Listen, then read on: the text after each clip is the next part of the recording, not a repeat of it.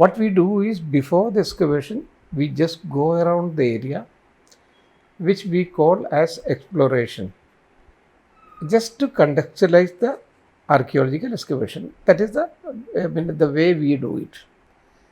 So before the excavation, I went into the mosque, and I was just living just in front of the mosque.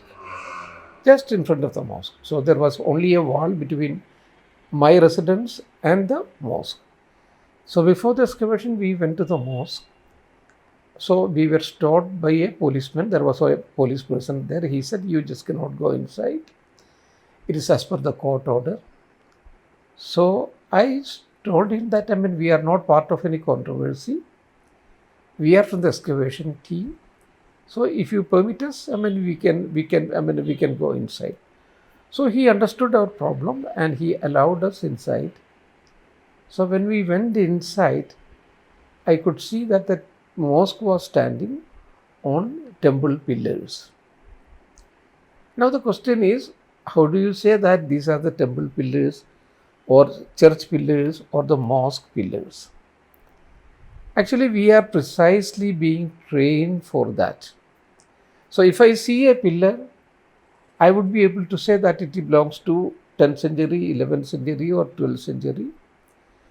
I would be able to say whether it is this one, Gupta period, Maurya period, or whatever is the period. And we would be able to distinguish it also. Suppose there is a pillar, I would be able to distinguish it from Akbar's period to Shah Jahan's period, or from Jahangir's period also. So that is what we are being precisely trained. So when we went inside, we saw the temple pillars, and they were having Purna Kalasha engraved on that. So what is Purna Kalasha? Purna Kalasha is a symbol of prosperity in Hinduism. It is one of the Ashtamangala Chinnas, one of the 8 auspicious symbols which would be there on the pillar of every temple, but not in the mosque. And then there were certain deities also engraved on that one, but that was defaced. So that was the first thing which we saw. And then when Professor BB Lal excavated on the western side of it, and also on the southern side, there he could get the brick bases on which the pillars were standing. So that was the second evidence we got it.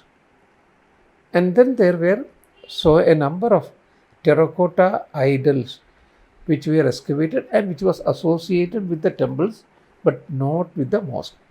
Because if it is a mosque area, you are not supposed to get these kind of terracotta idols and other things. So it was on the basis of these things, Professor Lal came to the conclusion that there was a temple below the mosque.